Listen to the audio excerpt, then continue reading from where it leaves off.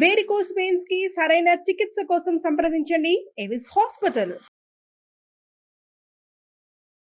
నమస్తే, welcome to Suman TV. ప్రస్తుతం మనతో భారతీ శంకర పీఠాధిపతి వ్యవస్థాపకులు అన్నవరపు తిరుపతి మూర్తి అవధాని గారు ఉన్నారు. వీరితో ఈరోజు కొన్ని విషయాల్ని మనం చర్చిద్దాం. నమస్తే అండి గురుగారు. ఓం శ్రీ మహాగణాధిపతయే నమః. మనకి ఒక్కొక్కసారి ఏంటంటే కళలో చనిపోయిన వాళ్ళు కనిపిస్తూ ఉంటారు గురుగారు. అంటే అమ్మ నాన్న కానీ లేదంటే కొంచెం ఎవరైనా సరే కనిపిస్తూ ఉంటారు. అయితే ఒక్కొక్కసారి అలా కనిపించినప్పుడు కొంతమంది ఏమంటారంటే చెడు జరుగుతుంది అని అంటుంటారు, కొంతమంది ఏమో మీకు మంచి జరుగుతుంది అని అంటుంటారు. యాక్చువల్గా అంటే ఎవరు కనిపిస్తే, ఎలా కనిపిస్తే కళలో చనిపోయిన వాళ్ళు కానీ మనకి చెడు జరుగుతుందా లేకపోతే మంచి జరుగుతుందా, ఏం జరుగుతుంది అనేది శకునాలు. శకునము అనేటువంటిది అనేక రకాలుగా ఉంటుందమ్మా. మనం ఆలోచించే విధానం, ఆచరణ చేసే విధానాన్ని అనుసరించి కూడా కొన్ని ఉంటూ ఉంటాయి. మనం నార్మల్గా ఇంటి మనం బయటికి వెళ్ళినప్పుడు పిల్లి కనిపించగానే మనకు శకునం అని చెబుతాం. అలానే ఎవరైనా చనిపోయిన వ్యక్తి కనిపిస్తే కొంతమంది అమ్మను భయపడుతూ ఉంటారు. కానీ మనం ఏదైనా ప్రయాణం చేసేటువంటి సమయంలో శివం శవం అంతే తేడా. శివం శవం అంటే మనలో ఉంటే శివుడు, ఆయనలో ఉంటే శవుడు. జీవుడు మనలో లేడు, వెళ్ళిపోయాడు. శవం ఆయనలోకి మన ఐక్యత వెళ్ళిపోయాం. ఆయన మనలో ఉన్నప్పుడు మనం శివం, మామూలుగా ఇట్లా ఉంటూ ఉంటాం. ఆ శివం శవం, దైవం దయ్యం, ఈ అక్షరం మాత్రమే తేడా. దాన్ని మనం అన్వయించుకునే విధానం ఒకటి ఉంటుంది. అది మనం మంచిగా అన్వయించుకుంటామా మంచిగానే ఉంటుంది, చెడుగా అన్వయించుకుంటామా ఆ చెడుగానే జరుగుతుంది. ఏది జరగాలి అన్నా ప్రధానంగా మన యొక్క మెదడు, మన యొక్క మనస్సు ఎంత కంట్రోల్లో ఉందనేటువంటిది ప్రధానంగా మనం గమనించుకోవాలి. ఎందువల్లనంటే ప్రతి దాన్ని శకునము శకునము శకునము అంటూ ఉంటాం. అది దుశ్శకునం ఏంటి లేదంటే మంచిదేంటి? ఈ శకునాల్లో కూడా మంచివి ఉంటాయి, చెడువి ఉంటాయి. వాటిని మనం గమనించుకోవడం చాలా కష్టం. మనిషి బయటికి వెళ్తున్నప్పుడు శవం ఎదురైతే ఖచ్చితంగా శుభం. అంటే మనకున్నటువంటి కీడు వెళ్ళిపోయింది. నాకు కొన్ని సంవత్సరాలుగా నేను ఇంట్లోంచి ఏదైనా ప్రయాణం చేస్తుంటే ఖచ్చితంగా నాకు ఆ ఊరు దాటిలోపు ఎక్కడో ఒకటి ఏదో ఒకటి నాకు ఎదురుతుంది. అమ్మయ్య నేను క్షేమంగా తిరిగి ఇంటికి వస్తా. అంటే మనకు కొన్ని వాటికి శాస్త్ర ప్రమాణాలు ఉంటాయి. అలాగే కళలో చనిపోయిన వాళ్ళు కనిపిస్తే శుభం. అంటే మనకు జరిగేటువంటి కీడు తొలగిపోతుంది. అలాగే మనం చనిపోయినట్టు వస్తే ఇంకా మంచిది. కొన్ని రకాల కీడులు ఉంటాయి, అవి తొలగిపోయినట్టే. కళలో ఏమి రాకూడదు ప్రధానంగా అంటే మనం అన్నం తింటున్నట్టు రాకూడదు. మనం అన్నం తింటున్నట్టుగా కనుక స్వప్నం వచ్చిందా మనకు ఆ అన్నం త్వరలో దూరం అవుతుందని అర్థం. దొరకలేనటువంటి రోజు మనకు రాబోతుంది అని దానికి సంకేతం. దుస్వప్నాలు, దుశ్శకునాలు అంటుంటాం కదా, ఇవి కొన్ని మనకు ఏముందిలే అనుకుంటాం. కానీ అన్నం తింటున్నట్టుగా వస్తే ఒకరికి పెడుతున్నట్టు రావచ్చు, ఒకరికి పెడుతున్నట్టుగా రావచ్చు. అది వృద్ధి చెందుతుంది. మనం తింటున్నట్టుగా కనుక కళ కంటే అది మనకు దూరం అవ్వబోతుంది త్వరలో అనేటువంటి మనం గమనించుకోవాలి. అలానే ఏదన్నా ప్రమాదాలు జరిగినట్టుగా కొన్ని మనకు కొన్ని రోజులు జరగబోయేవి కూడా ముందు మనకు ఈ సిక్స్త్ సెన్స్ ఏవి అంటూ ఉంటారు కదమ్మా. అటువంటి పరిస్థితుల్లో స్వప్నంలో అది కూడా ఎప్పుడు సుమారుగా 3వ జాము 2:30 తర్వాత 4 మధ్యలో అది గోచరిస్తుంది. జరగబోయేవి ఏమైనా ఉంటే త్వరలో అవి మనకు ముందుగా కానీ అది మనకి ఎప్పుడు తెలుస్తుంది అంటే ఒక 4-5 రోజుల తర్వాత, నెల రోజుల తర్వాత మనం అక్కడికి వెళ్ళినప్పుడు అదేదో జరుగుతున్నప్పుడు ఇది ఇంతకుముందు ఎప్పుడు చేసామే అన్నట్టుగా మనకు ఒక రకమైన తీరి. నిజంగా వెళ్ళామంటే ఆ ప్లేస్కి అదే మొదటిసారి వెళ్ళింది, కానీ అక్కడికి వెళ్తుంటే చూస్తుంటే ఇంతకుముందు ఎప్పుడు మనం ఇదంతా వచ్చాము అనేటువంటి, అంటే కొన్ని రోజుల క్రితం మీకు ఒక అనుభూతి కలుగుతుంది అనేటువంటిది మనకు స్వప్నంలో భగవంతుడు ముందుగానే చూపిస్తాడు. అటువంటివి తెలుసుకోవటం కష్టం, గుర్తుండవు. ఎందువల్ల గుర్తుండంటే మంచి అనేటువంటి అనుభవించాలి, చెడు అనేటువంటిది ఇక్కడే అనుభవంలో చూసి నేర్చుకోవాలి. కాబట్టి ఏదైనా దుశ్శకునాలు, దుస్వప్నాలు అయితే మనకు గుర్తుండేటట్టుగానే ఉంటాయి. అవి మనం పెద్దగా పట్టించుకోం. కలే కదా, మగత మీద ఏదో వస్తున్నాయి మనకు అని తీసుకుపోతాం. శకునం అనేటువంటిది ఎంత ప్రమాదమో అంత ప్రమోదం కూడా. ప్రమోదం అంటే మంచి. మంచి చెడు ఎప్పుడూ కూడా ఒకదాంతో ఒకటి పోటీ పడుతూనే ఉంటాయి. మంచి చెడు ఎప్పుడు ఒకదాంతో ఒకటి పోటీ పడుతూనే ఉంటుంది. మన ఒక్క దౌర్భాగ్యం ఏమిటి అంటే మంచి ఎప్పుడు ఓడిపోతూనే ఉంటుంది తాత్కాలికంగా. చెడు ఎప్పుడు తాత్కాలికంగా గెలుస్తూనే ఉంటుంది, కానీ దీర్ఘకాలికంగా గెలిచేది మాత్రం మంచి ఎప్పుడు కూడా. ఆ దీర్ఘకాలిక ప్రయోజనం కోసం మనం ప్రయత్నం చేయం. మనకు వచ్చే స్వప్నములు ఏంటి, దుస్వప్నం అంటే ఏంటి, దుశ్శకునం అంటే ఏంటి? పూర్వకాలంలో ఎడ్లు బండ్లో అన్ని వెళ్తున్నప్పుడు అవి స్టార్టింగ్లో నిమ్మకాయలు తొక్కిచ్చేవారు వాటి చేత. అవును. ఎందువల్ల సిట్రిక్ యాసిడ్ లాంటిది అందులో ఉంటుంది.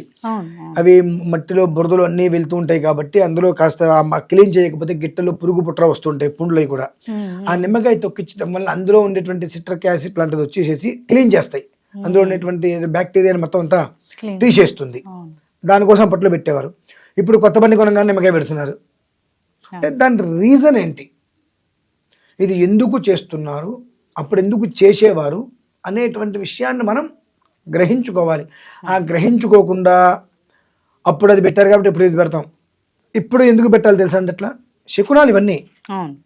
కొంతమంది ఏమంటారు, నేను బండి కింద నిమ్మకాయ పెట్టలేదు కాబట్టి నాకు అనర్థం కలిగింది అంటారు. నీకు అనర్థం కలగాలని రాసుంటే ఎట్లయినా కలుగుతుంది, ఒక నిమ్మకాయ వలన కాదు. మరి నిమ్మకాయ ఎందుకు పెట్టాలి అంటే బలి అనేటువంటిది కోరదు, నిమ్మకాయ అనేటువంటిది బలి కోరదు. కాబట్టి ఆ నిమ్మకాయ తొక్కిస్తారు కాబట్టి ప్రాణాపాయ స్టేజ్ లేకుండా చిన్న చిన్న దెబ్బలు తగిలినా ప్రాణాపాయ పరిస్థితి వద్దు అని చెప్పి నిమ్మకాయలు తొక్కిస్తూ ఉంటాం. అది ఒక విధానం. ఇవి మనం తెలుసుకోవాలి. వాళ్ళు నిమ్మకాయ తొక్కిచ్చారు కదా, నేను దెబ్బకాయ తొక్కిస్తాంటే కాదు కదమ్మా. అంటే నిమ్మకాయ తొక్కించడం వెనకాల ఏంటి, బల్లి వలన ఉపయోగం ఏంటి, మనిషి చనిపోయిన మనిషి కళ్ళలో కనిపించారంటే దాని యొక్క అర్థం ఏంటి. ఒకసారి చాలా భయంకరంగా ప్రమాదాలు అయినట్టుగా వస్తూ ఉంటాయి. అది మనకు గుర్తొచ్చినప్పుడు కొంచెం జాగ్రత్తగా ఉండాలి మనం. అంటే మనకు ముందుగా ఆయన నీకు ప్రమాదం జరగబోతుంది, జాగ్రత్తగా ఉండు. తస్మాత్ శాస్త్రం ప్రమాణంతే వర్తతే. కాబట్టి భగవంతుడు ప్రతి జీవిలోనూ ఉంటాడు. ఇందాకన్నా మొదట్లోనే కూడా శివం శివం అని చెప్పి భగవంతుడు ప్రతి జీవిలోనూ లోపల ఉంటాడు.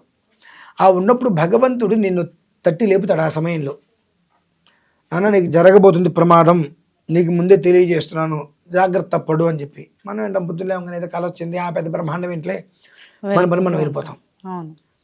అవి ఎందుకు భగవంతుడు సూచిస్తాడు అని అంటే, జగత పితరవు వందే పార్వతీ పరమేశ్వరవు. జగత్తు మొత్తానికి తల్లిదండ్రి అయ్యేవాళ్ళు, నీకు కూడా తల్లిదండ్రిగా.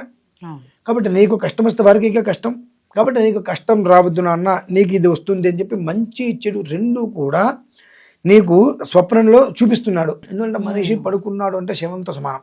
ఆ జీవం ఉంటుందో లేదో కూడా ఎవరికి తెలియదు లేచేంత వరకు. మనిషి పడుకున్న తర్వాత మనం పొద్దున్న నిద్రలేస్తాం, లేచేంత వరకు లేస్తామో లేదో మనకు తెలుసా, తెలియదు. కాబట్టి పడుకున్నప్పుడు శవంతో సమానం పూర్తిగా కూడా. ఆ సమయంలో ఏమవుతుందంటే జీవాత్మ పరమాత్మ మధ్యలో సంఘర్షణలు జరుగుతాయి. జీవాత్మ పరమాత్మ మధ్యలో సంఘర్షణ అంటే మాటలు, ఏదెట్లా ఆ మాటలు జరుగుతున్నప్పుడు బ్రాహ్మీ ముహూర్త కాలానికి ముందు, బ్రాహ్మీ ముహూర్తం అంటారు, దానికి ముందు కాలంలో నీకు స్వప్న సాక్షాత్కారం చేస్తాడు. మంచైనా చెడైనా రెండు లోపు వచ్చేటువంటి విషయాలు మనం పెద్దగా పట్టించుకోకర్లేదమ్మా. తర్వాత ఆ వచ్చిన స్వప్నం ఏదైతే ఉంటుందో అది దుస్వప్నమా లేదంటే మంచిదా అనేటువంటి విషయం మీకు మెరుగుతోటి తెలిసిపోతుంది. దుస్వప్నం అనుకోండి, మనస్సంతా ఏదో ఆందోళనగా, తల పట్టేసినట్టుగా, అనీజీగా, ఇబ్బందికరంగా మనం లేవడమే లేకంగానే చిరాగ్గా వస్తుంది. అది వచ్చిందంటే ఏదో దుశ్శకనం నీకు రాబోతుంది, దుస్వప్నంలో నీకు వచ్చింది, నువ్వు మర్చిపోయావేమో, జాగ్రత్తగా ఉండు అని. లేదు పొద్దున్న లేవంగానే చాలా ప్రశాంతంగా, ఒక్కొక్కసారి ఏదో కొత్తదనంగా నిర్మలంగా అనిపిస్తుంది, నీకేదో శుభయోగం కలుగుతుంది అనేటువంటిది నీకు స్వప్నమే సాక్షాత్కారంగా. నీకు చాక్షుష్మతి జ్యోతిష్మతి నిన్ను ఉంటాయి మీ రెండు కొన్ని మంత్రసిద్ధిలో. ఈ చాక్షుష్మతి జ్యోతిష్మతి అనేటువంటిది ఏమిటి అంటే నీ కళలో వచ్చింది ఏంటి అనేటువంటిది జ్యోతిష్మతి మంత్రంలో మొత్తంగా నీకు తెలియజేస్తుంది. అది ఎక్కడో రేరు, కొంతమందికే భగవంతుడు ఆ యోగాన్ని ఇసుక రేణువంతిస్తాడు. ప్రమాదం అనేటువంటిది పసిగట్టే విధానం, అంటే పసిగట్టకుండా అర్థం చేసుకునే విధానం అందరికీ ఇస్తాడు. ఇది లేవంగానే అనీజీగా చికాగా తలనొప్పితో లేవటం అనేటువంటిది ప్రతి మనిషిని నిత్య జీవితంలోనూ ఇచ్చేస్తాడు. అది కొంతమంది లేవంగానే చాలా ప్రశాంతంగా నిర్మలంగా. సో ఈ చాక్షుష్మతి జ్యోతిష్మతి అనేటువంటి ఏదైతే ఉంటుందో దాని యొక్క ఇసగలేనంత శక్తి కొంతమందికి ఇస్తాడు. వారికి కళ్ళు తెరిచి లేవగానే మనకు తెల్లవారుజామున వచ్చిన స్వప్నం ఏంటి, ఓకే జాగ్రత్తగా ఉండాలి, మనం కయ్యానికి కాళ్ళు వద్దు, ఎవరితో గొడవలకి వెళ్ళద్దు, ఎంతసేపటికి మౌనంగా ఉందాం, ఏ వారం రోజులు మంచిగా ఉంటే చాలా బాగుంటుంది. లేదు ప్రశాంతంగా ఉంది, ఏదో మనకు రాబోతుంది అనుగ్రహం, సిద్ధంగా ఉందాం పుచ్చుకోవడానికి అని కొంతమందికి మాత్రమే ఇసగలేనంత పెడతాడు. మిగిలిన వాళ్ళకి లేవతంతోటే వాళ్ళ యొక్క విధానంతో ఇచ్చేస్తాడు. కొంతమంది మీరు కామెంట్లో ఏం చేస్తాడు, ఏదో ఏదో చెప్తాడు, నోటికి వచ్చినట్టు చెప్పాడు, రోజు మేము చికాకుగానే లేస్తాం అంటే సిగ్గుంటే అలా మాట అనుకోవడానికి. పొద్దున్నే లేవడంతో ఆ దిక్కుమాలి ఫోన్ ముందు పెట్టుకోగా లేస్తున్నాం మనం. అవును. పొద్దున్నే లేవగానే భూమిని పెట్టుకుంటున్నావా? లేవటంటే ఎట్లా లేవాలి? పొద్దున్న కళ్ళు తెరిచేలోపు భూమిని ఇలా స్పృశించి ఇలా కళ్ళు తుడుచుకొని కరాగ్రే వసతే లక్ష్మి అనుకుంటూ ఇలా చూసుకొని కళ్ళు తెరవాలి. మనం పొద్దున్నే పక్కన ఉంటున్నట తల కింద దీపం వరకు పెడతారు చనిపోయిన వాళ్ళు. కదా, ఆ తల కింద పెట్టుకుని ఫోన్ మనం ఇక మనం బ్రతుకున్నాం మనకే గుర్తులేదు. ఆ తల కింద ఫోన్ పెట్టుకొని పడుకొని పొద్దున్నే లేవగానే ఇట్టి అడుకొని అది తీసుకొని వాట్సాప్ చూడాలి పొద్దున్నే. ఇక నువ్వు లేవడంతో ఫోన్ పెట్టుకుని చూస్తే నీకు వచ్చింది మంచిగా చెడ్డ నీకెలా తెలుస్తుంది? ఇంకా ఆ విచక్షణ నువ్వు కోల్పోయి ఎదుటి మనిషిని మాట్లాడుతున్నావు.